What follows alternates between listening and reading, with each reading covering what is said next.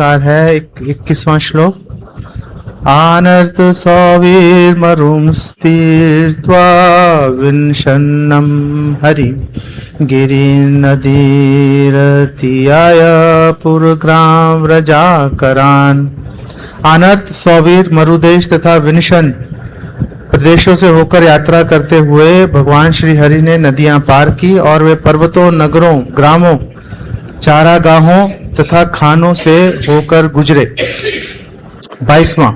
ततो दृश्यवतीं तीर्त्वा मुकुंदो सरस्वतीं पंचालानथ मतस्यांश शक्र प्रस्थम मत आगमत।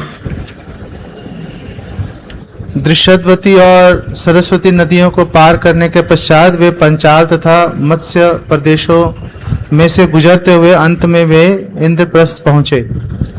तम उपागतम आकर्ण्य प्रीतो दुर्दर्शनम नृणाम अजात शत्रु निर्गासोपाध्याय सुहृद व्रता। राजा युधिष्ठिर यह सुनकर अति प्रसन्न हुए कि दुर्लभ दर्शन देने वाले श्री भगवान आ चुके हैं। भगवान श्री कृष्ण से मिलने के लिए राजा अपने पुरोहितों तथा प्रिय संगियों समेत बाहर आ गए। अब 24वां हम इकट्ठे दोहरा सकते हैं। गीतवादित्र घोषेण ब्रह्म घोषेण भूयसा अभ्ययास ऋषिकेशम प्राणः प्राणमिवाद्रितः। वैदिक स्तुतियों की उच्च ध्वनि के साथ साथ गीत तथा संगीत वाद्य गूंजने लगे और राजा बड़े ही आदर के साथ भगवान ऋषिकेश से मिलने के लिए आगे बढ़े, जिस तरह इंद्रियां प्राणों से मिलने आगे बढ़ती हैं। तात्पर्य, यहाँ पर भगवान श्री कृष्ण को ऋषिकेश अर्थात इंद्रियों के स्वामी और राजा युधिष्ठिर द्वारा श्री भगवान के पास तेजी से जाने को चेतना से इंद्रियों के उत्सुकता पूर्वक मिलने के समान बतलाए गए हैं। चेतना के बिना इंद्रियां व्यर्थ हैं। इंद्रियां चेतना के माध्यम से ही कार्य करती हैं।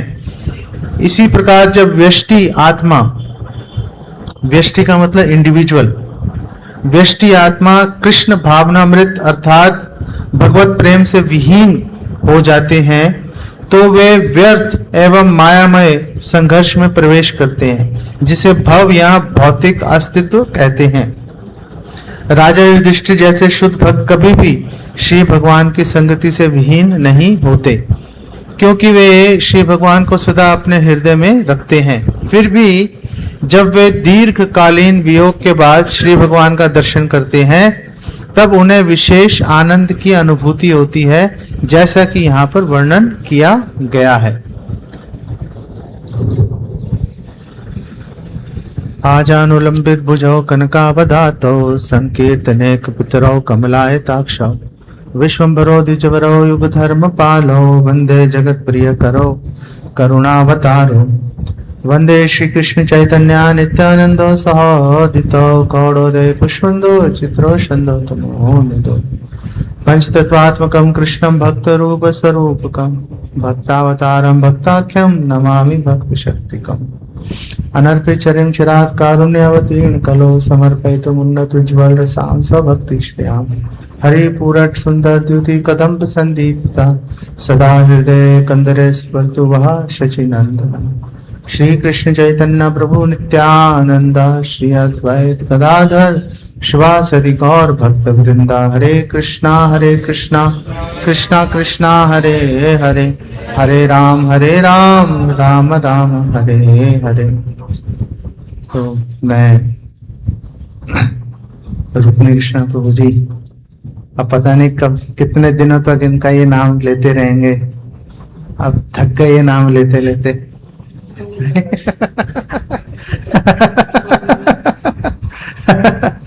कुछ नवीनता चाहिए कुछ।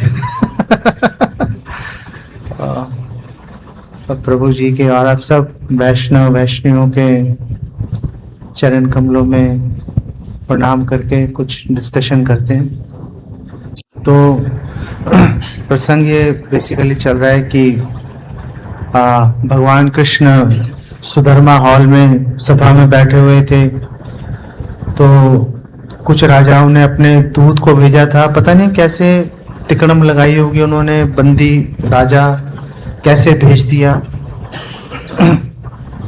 रिश्वत तब भी चलती थी बेसिकली, ऐसा नहीं है कि नहीं चलती थी। जैसे 500 साल पहले भी हम देखते हैं ना कि सनातन गोस्वामी ने वो रिश्वत देके निकले थे वहां से जेलर को, और अपना पुण्य भी उसको अर्पित किया था कि मैं मक्का जाऊंगा तुम्हें भी उसका पुण्य मिलेगा। तो वो भेजा, तो दूत आया, भगवान कृष्ण को बता रहे थे कि कैसे वो राजा बंदी हैं, आपसे रिक्वेस्ट कर रहे हैं बचाओ, आप ही का ध्यान कर रहे हैं, पहले नहीं कर रहे थे, अब आपका ध्यान कर रहे हैं। और नारद जी भी आ गए वहां पर, और नारद जी ने युधिष्ठिर महाराज को बोला कि भगवान कृष्ण को बोला कि युधिष्ठिर महाराज राजसूय यज्ञ करना चाहते हैं, तो आप वहां पे आपका जाना बहुत जरूरी है। तो अब एक कंफ्यूजन खड़ी हो गई, तो भगवान कृष्ण ने उद्धव जी को बोला कि आप क्या बोलते हो, आपका क्या कहना है। तो उद्धव जी ने बोला कि आप राजसूय यज्ञ के लिए आप जाइए इंद्रप्रस्थ, और राजसूय यज्ञ जो है वो जब तक जरासंध नहीं मरेगा तब तक संपन्न नहीं हो सकता, क्योंकि दिग्विजय होना चाहिए राजा को। तो दोनों कार्य संपन्न हो जाएंगे। भगवान ने कहा ठीक है। तो भगवान ने उस दूत को बोला कि माँ भैष्टम, माँ भैष्टम कहाँ पर है, 22, 21, 20, ये माँ भैष्टम भद्रम वह, कि आप चिंता मत करो, राजाओं को बोल दो चिंता मत करो, भद्रम वह, कल्याण हो, आपका भी और राजाओं का भी कल्याण हो।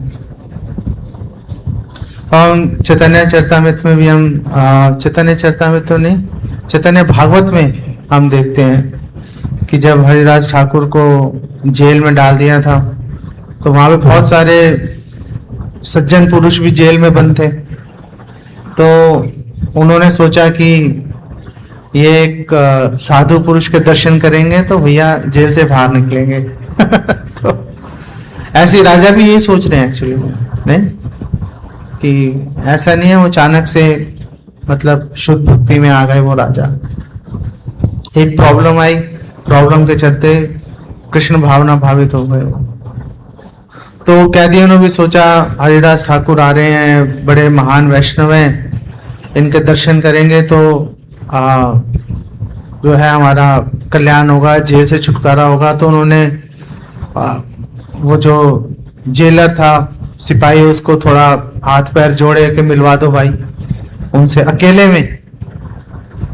तो मिलवा दिया, तो मिलवाया तो उन्होंने प्रणाम किया हरिदास ठाकुर को। हरिदास ठाकुर ने बोला थाक थाक एकन आछन ये न रूपे, जैसे हो वैसे ही बने रहो।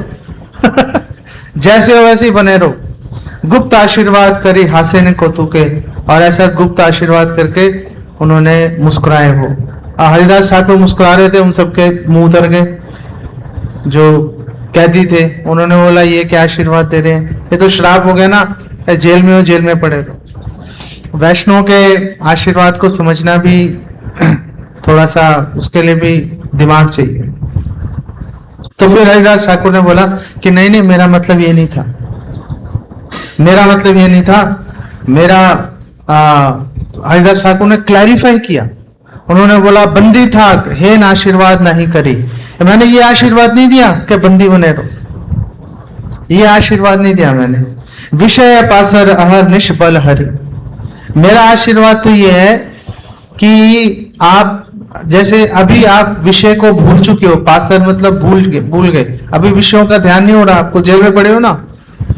तो मेरा आशीर्वाद यह है कि जिस प्रकार आप अभी विषयों को भूले हुए हो, ऐसे ही विषयों को भूले रहना और अहरनिश बल हरि, और दिन रात जो है भगवान हरि का नाम लेते रहना। तो यही संदेश जो है भगवान कृष्ण ने उनको भेजा राजाओं को कि मां भैष्टम दूतः भद्रम वह, कि आपका कल्याण होगा। और अब राजाओं को भी समझ में आ चुका था कि कल्याण भगवान का स्मरण करने से ही होगा। तो भगवान का अब जब भी उनकी मुक्ति होगी तो ऐसा नहीं कि उन्होंने संदेश भेजा, भगवान कृष्ण ने सुन लिया और काम हो गया। आप देखेंगे कि संदेश पहुंचने तक, और जब दूत भी संदेश लेके वापस चला गया, कम्युनिकेशन पूरी हो गई। जब दूत संदेश लेके वापस भी चला गया तो ऐसा नहीं 2-4 दिन में छुटकारा हो गया, टाइम लगा। आप आगे पढ़ेंगे तो भगवान जब गए, एक तो जाने में टाइम लगा होगा, सारे रानियां और पता नहीं कितने हजारों लाखों सैनिकों को लेकर जो है पालकियां लेके चल रहे थे। भगवान तो खैर रथ पे विराजमान थे, लेकिन रानियां पालकी में चल रही थी, कुछ रथों पे भी थी। तो टाइम लगा होगा जाने के अंदर। फिर वहां जाते ही भगवान ने ये नहीं बोला कि युधिष्ठिर भैया ये करना है, वहां जाके पहले रहे, आराम से शांति से विहार करते रहे, उसके बाद में आगे जब प्रसंग चलेगा तब चलेगा। तो टाइम लगा। तो उसी प्रकार हम भी जब भगवान के दर्शन करते हैं, कोई भगवान को प्रार्थना करते हैं, तो हमें ये नहीं सोचना चाहिए कि बहुत टाइम हो गया प्रार्थना किए हुए कुछ हुआ नहीं अभी तक और टाइम लगता है भाई। भगवान जब उचित समय आएगा अपने आप करते। भगवान को भी अर्जेंसी पता है कि हाँ वो बंदी बने हुए हैं, बेचारे दुख झेल रहे हैं। टाइम जब भगवान उपयुक्त समझेंगे हो जाएगा। हमें भी अगर कोई समस्या है शारीरिक या मानसिक या जो भी है, हमें भगवान से अगर हमने प्रार्थना कर दी, भगवान तक संदेश पहुंचा दिया, तो भी धैर्य रखने की आवश्यकता रहती है बेसिकली।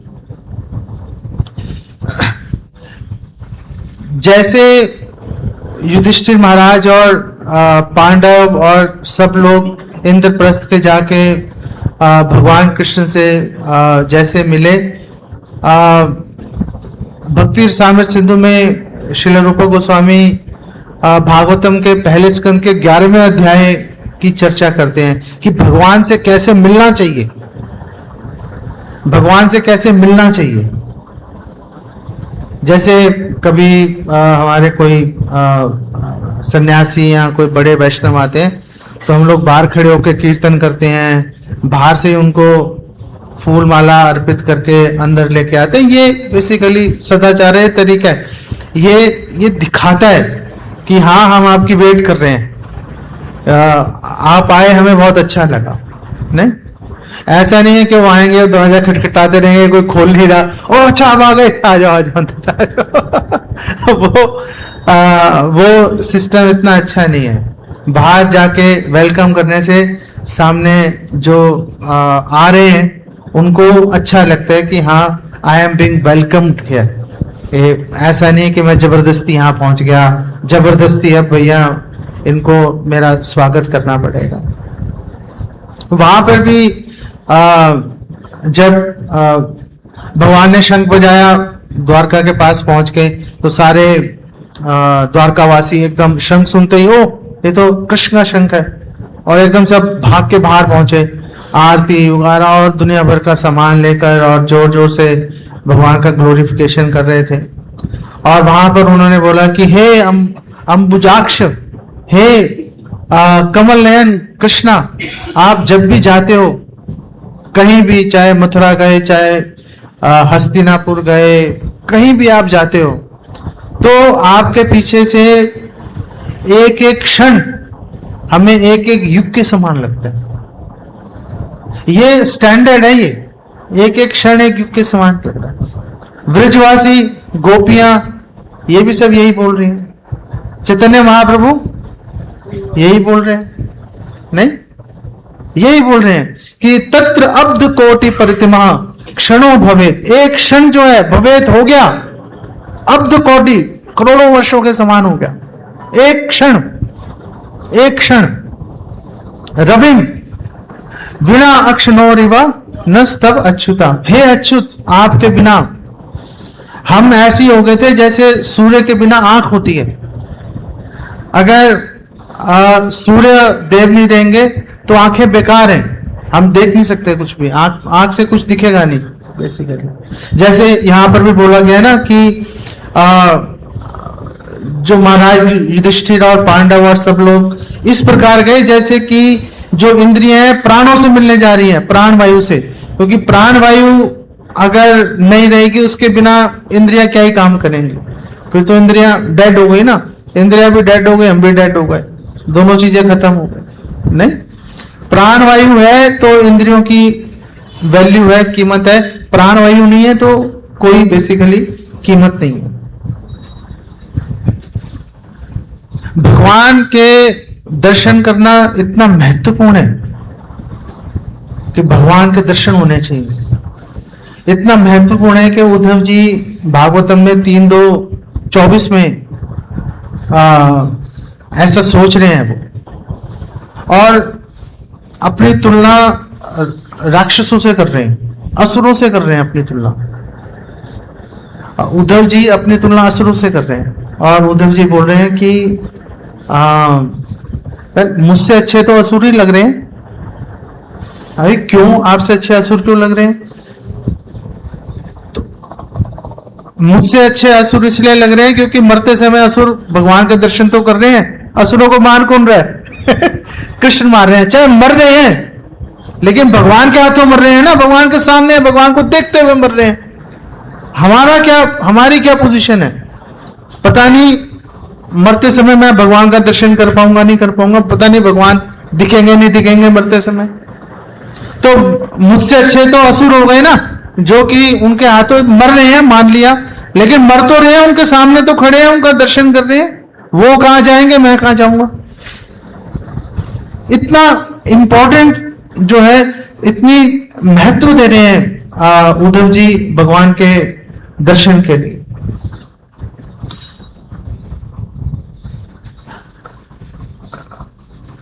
श्रील प्रभुपाद थोड़ा सा हटके एक अलग दृष्टिकोण भी लेके आते हैं। चैतन्य चरितम जय, श्री श्री राधा राधिका रमन भगवान की जय, श्री श्री कृष्ण बलराम की जय, जगन्नाथ बलदेव सुभद्रा महारानी की जय, गौ निताय की जय।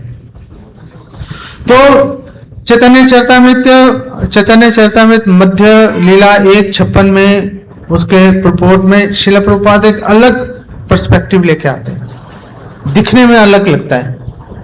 श्रील प्रभुपाद बोल रहे हैं कि आप भगवान को देखने की कोशिश मत करो, भगवान के लिए विनय का भाव उत्पन्न करो। भगवान के लिए, भगवान को हमें देखने का, भगवान को देखेंगे ऐसा भाव लाने की जगह भगवान से विनय का भाव अपने हृदय में लेके आना वो अधिक श्रेष्ठ है। ऐसा श्रील प्रभुपाद चैतन्य चरितमृत मध्य 1:56 में बोल रहे हैं। तो देखने में अलग लग रहा है, यहां पे बोल रहे हैं कि उद्धव जी बोल रहे हैं कि दर्शन करना भगवान का कितना महत्वपूर्ण है। यहां पर श्रील प्रभुपाद बोल रहे हैं कि दर्शन करने से अच्छा है कि विरह का भाव अपने हृदय में जागृत करो। तो इसमें कोई विरोधाभास नहीं है इसके अंदर। ऐसा नहीं है कि वो अलग बात चल रही है, ये अलग बात चल रही है। बात यह है कि बिना विरह की भावना के आखिर दर्शन होगा कैसे?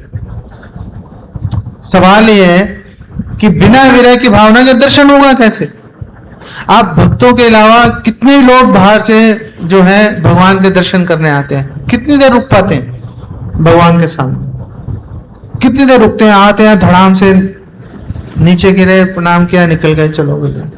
भगवान के सामने रुक नहीं पाते। क्यों रुक नहीं पाते? क्योंकि भगवान से वो विरह का अनुभव नहीं कर रहे ना। भगवान का दर्शन करेंगे, अच्छा लगेगा, ये भावना भी अच्छी है, ऐसा नहीं कि इस भावना में प्रॉब्लम है, लेकिन हम बात कर रहे हैं टॉप मोस्ट की। कि भगवान का दर्शन करने के लिए भी विरह की भावना का होना आवश्यक है। इसीलिए युधिष्ठिर महाराज यहां पे बोल रहे हैं ना 23वें श्लोक में दूरदर्शनम नृणाम, कि भगवान कृष्ण तो जो मनुष्यों को दिखाई नहीं दे रहे, उनका मनुष्यों द्वारा भगवान का दर्शन करना दुर्लभ है, नहीं दिखाई देंगे भगवान, लेकिन भगवान तो दिख रहे हैं, भगवान तो दिख रहे हैं। उस समय तो भगवान जो अपनी लीला प्रकट लीला कर रहे थे, करोड़ों लोग लाखों लोग भगवान को देख रहे थे। तो फिर आखिर युधिष्ठिर महाराज ने ये क्यों बोला कि दूरदर्शनम नृणाम, दूरदर्शनम नृणाम, कि देखना अलग बात होती है और उनकी महिमा को समझना अलग बात होती है, और उनको रैलिश करना, भगवान का आस्वादन करना, वो अलग बात होती है।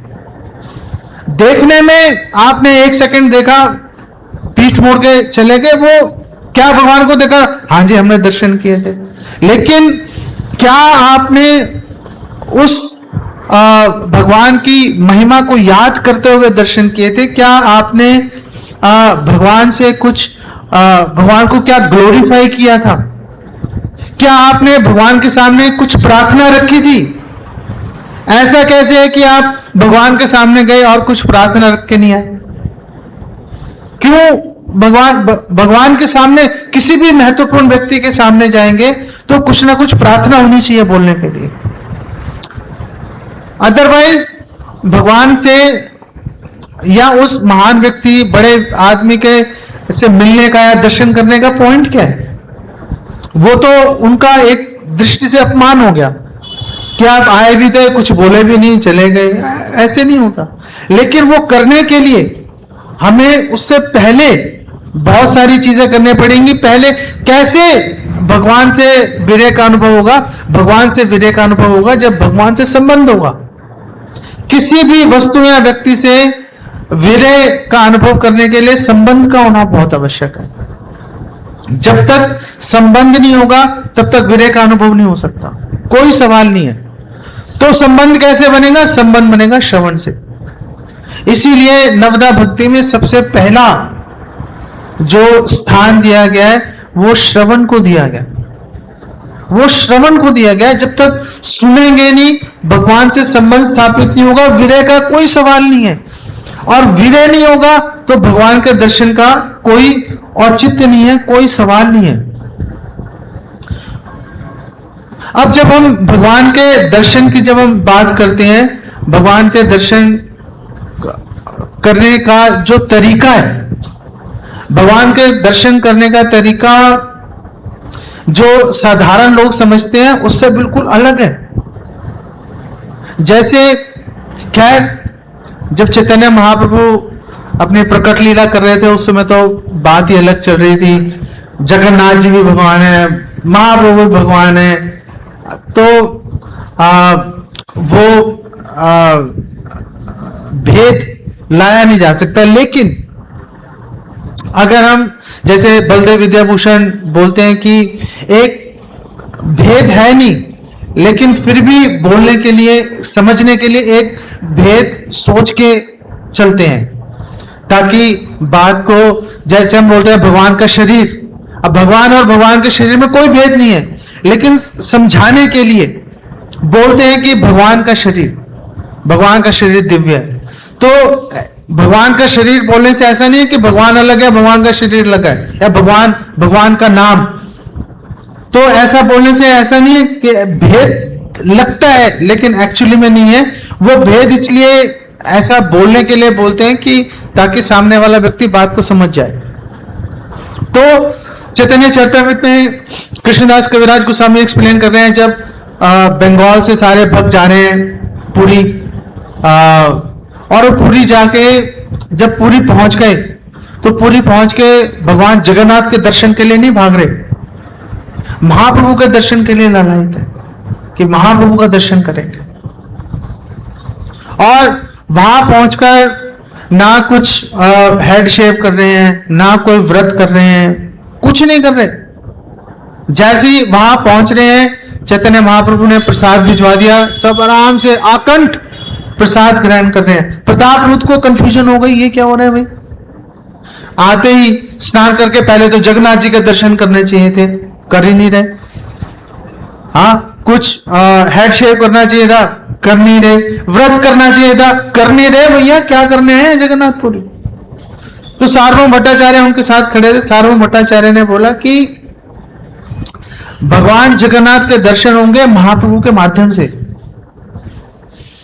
अगर हम चैतन्य महाप्रभु को एक भक्त की दृष्टिकोण से देखें तो हमें यह समझ में आना चाहिए कि भगवान के दर्शन एक भक्त के माध्यम से होंगे, डायरेक्टली भगवान के दर्शन नहीं हो सकते।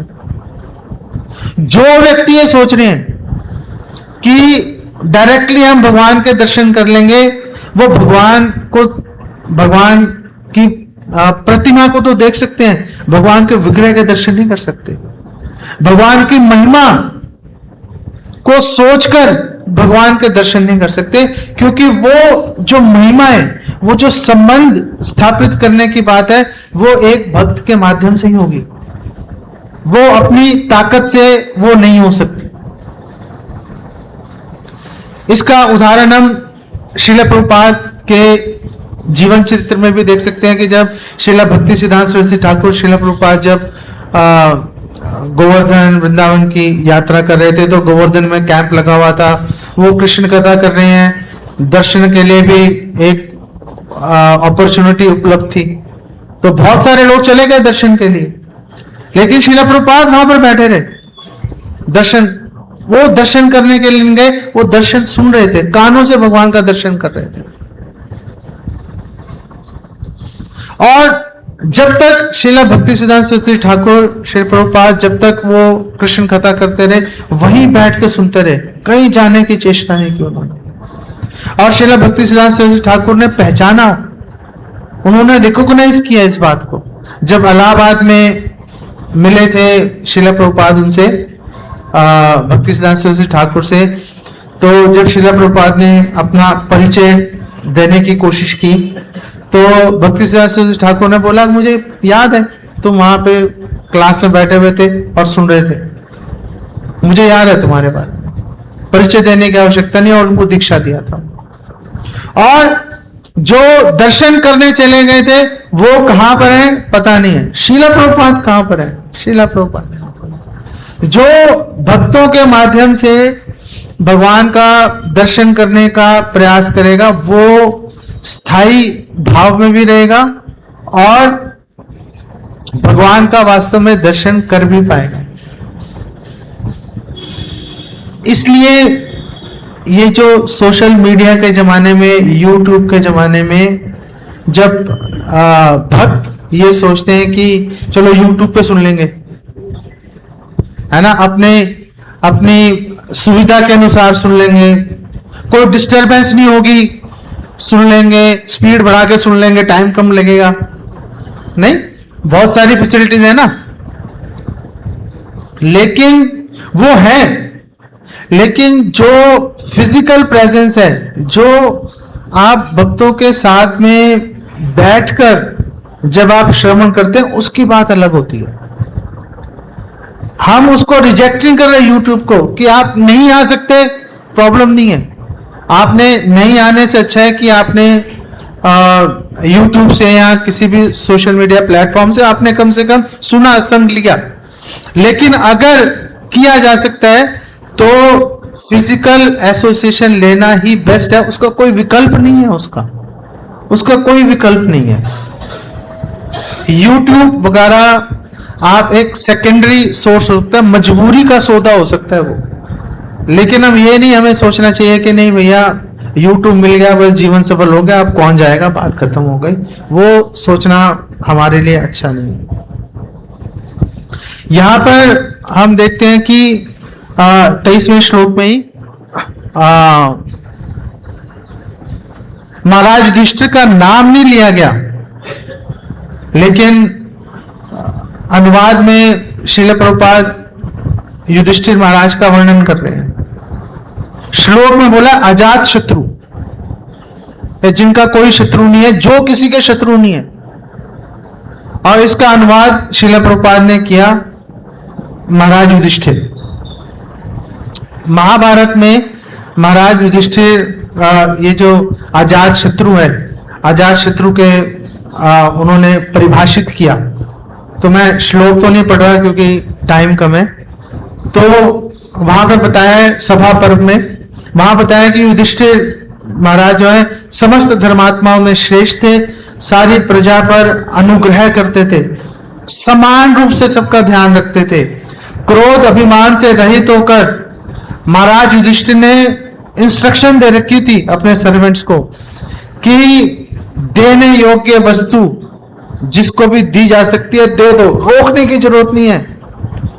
यह नहीं कि इसको रोकना है वस्तु को, जो वस्तु दी जा सकती है उसको दे दो भैया। कोई भी व्यक्ति जिसको कुछ देना चाहिए वो रुकना नहीं चाहिए, उसका ऋण उतार दो भैया, तुरंत तुरंत उसको समाधान होना चाहिए उसका।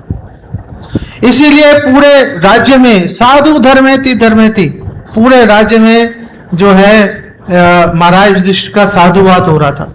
इसके अलावा ना अन्य श्रूयेत भाषितम, और कोई बात सुनाई नहीं दे रही थी। इसके अलावा ऐसा व्यवहार देखकर सारी प्रजा उन पर, जैसे एक बच्चा पिता पे भरोसा करता है, कम से कम बचपन में तो करता ही है, जवानी में सिचुएशन चेंज हो जाती है, फिर तो अधिकतर दुश्मनी दिखाई दे रहे हैं माँ बाप जवान बच्चों को, शादी के बाद विशेष रूप से नहीं। जैसे बच्चा अपने पिता के ऊपर भरोसा करता है, ऐसे प्रजा उनके पर भरोसा रख रही थी। ना तस्य विद्यते देष्टा, और कोई ऐसा व्यक्ति विद्यते दिखाई नहीं दे रहा था जो द्वेष्टा, जो उनसे ईर्ष्या कर रहा हो। ततो अस्य अजात शत्रुता, इसीलिए उनका नाम अजात शत्रु पड़ गया, इसीलिए उनका नाम अजात शत्रु पड़ गया।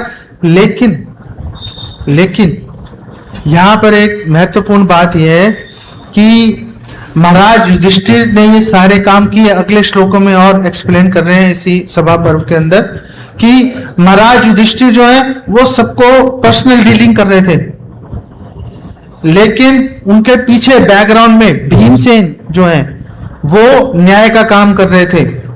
सव्यसाची अर्जुन जो है वो राज्य की शत्रुओं से रक्षा कर रहे थे कि कोई शत्रु आएगा उसको देखेंगे।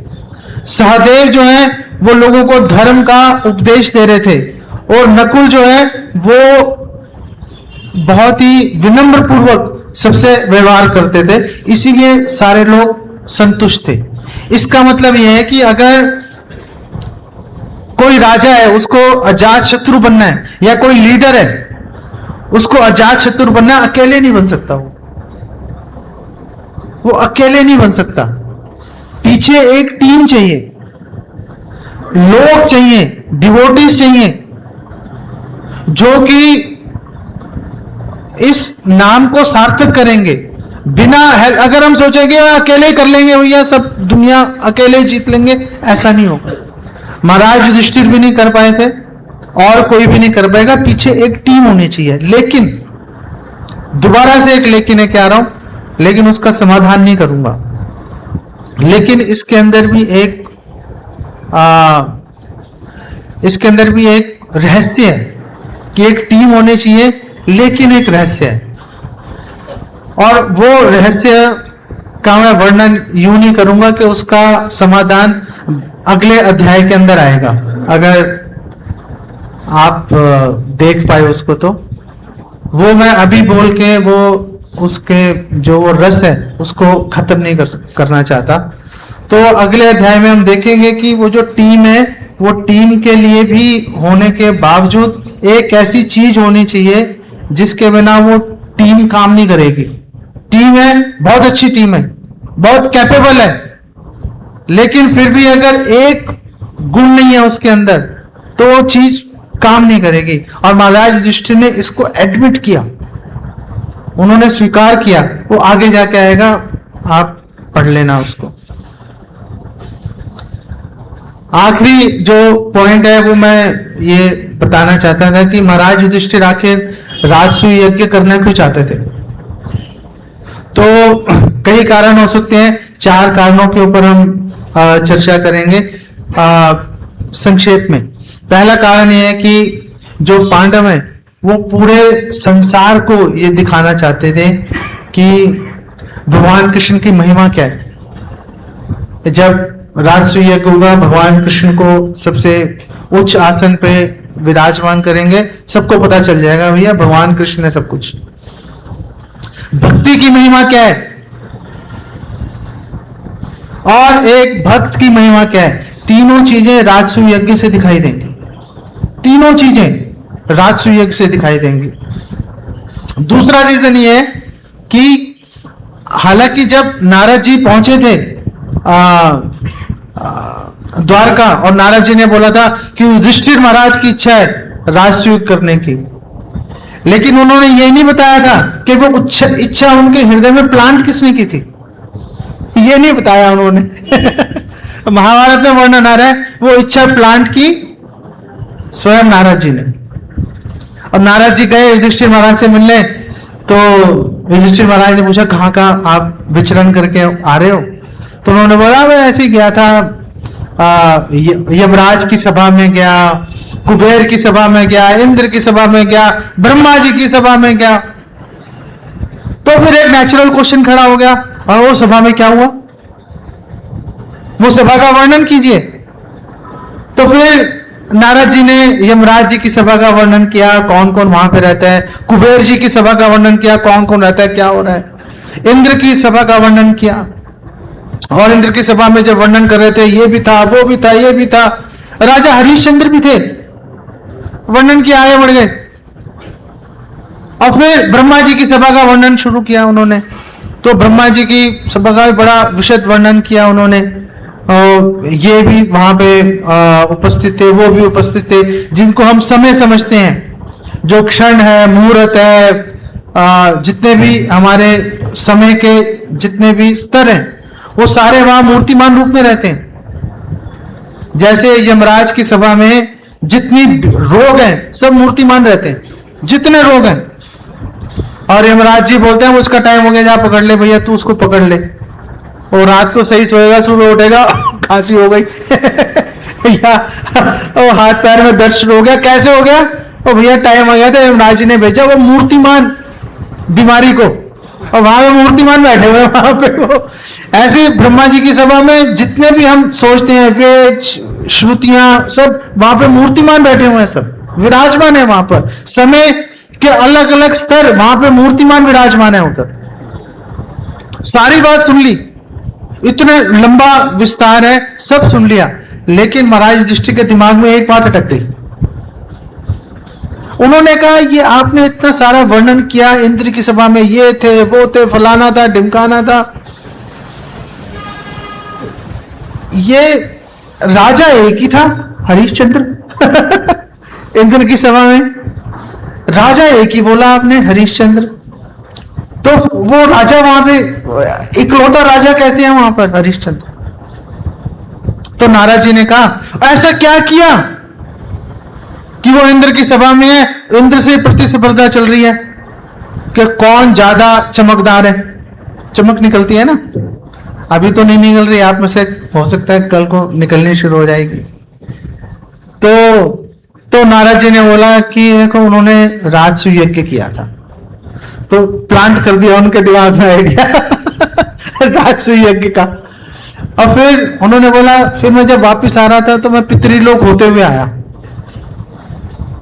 वो आइडिया अभी एक आइडिया टॉस किया था आइडिया। हो सकता है युधिष्ठिर महाराज ने उस आइडिया को पूरी तरह से कैच नहीं किया हो। नारद जी भी तो कोई काम करना होता है तो पूरा चारों रास्ते बंद कर देते हैं, ये काम हो के रहेगा इतने कमाल के नारद जी। तो नारद जी ने कहा फिर वापसी में मैं ना पितृलोक होते हुए आया था, वहां पे तुम्हारे पिताजी मिले थे पांडु। ओए मेरे पिताजी मिल गए आपको, क्या कह रहे थे? वो कह रहे थे भैया युधिष्ठिर को बोलना यार राजसूय यज्ञ कर दे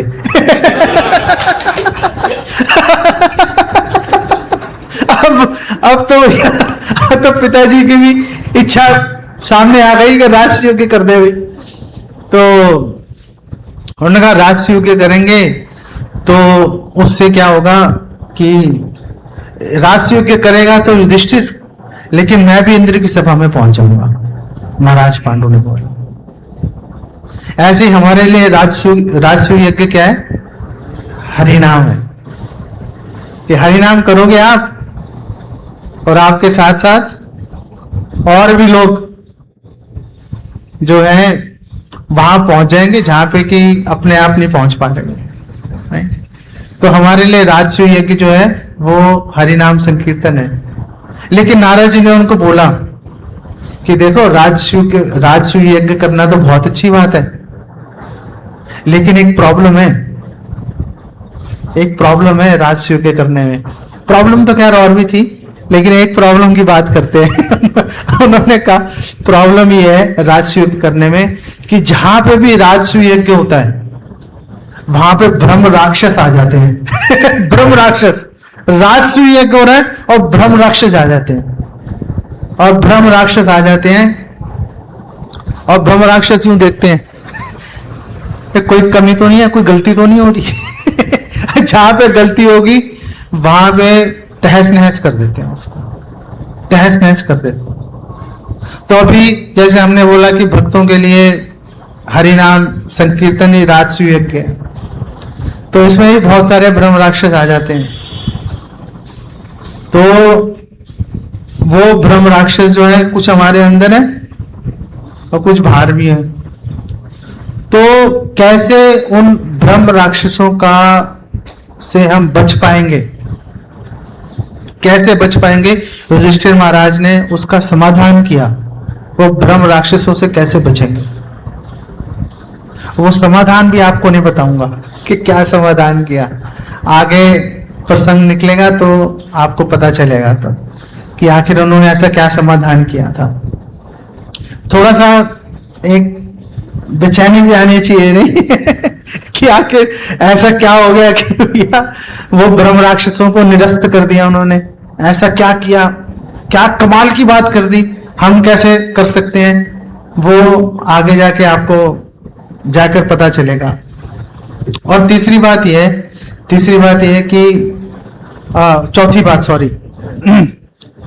चौथी बात यह है कि जो पांडव हैं वो पांडव भगवान का दर्शन करना चाहते थे, तड़प रहे थे भगवान का दर्शन करने के लिए। इसलिए उन्होंने ये योजना बनाई कि राजसूय यज्ञ करते हैं, भगवान को आना पड़ेगा, भगवान पधारेंगे, उनका दर्शन कर पाएंगे। षड्यंत्र आप कह सकते हो रच दिया पांडवों ने भगवान का दर्शन करने के लिए। यही बात यहां पर ये बात मैं क्यों बोल रहा हूं, क्योंकि यही बात यहां पर इन श्लोकों में हमें बेसिकली दिख रही है, यही बात दिख रही है।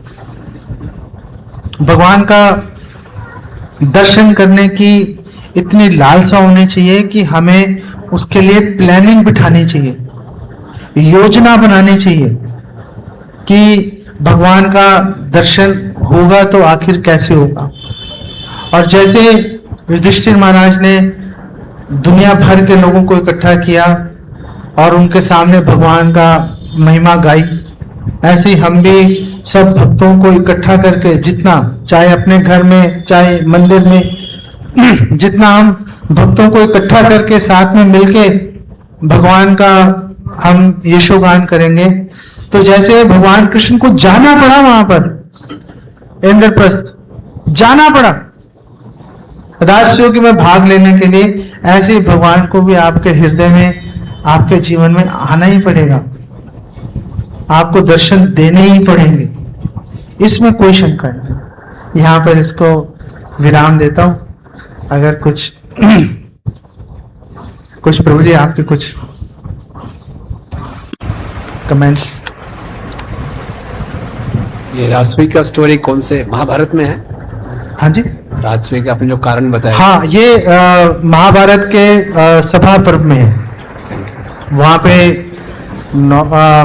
8वें 9वें अध्याय से सभा पर्व के आगे 13 14 फिर आगे चल रहे हैं। आगे का मैं इसलिए और डिस्कस नहीं किया क्योंकि आगे ओवरलैप कर रहा है वो उनसे, लेकिन सभा पर्व में सारा वर्णन आ रहा है।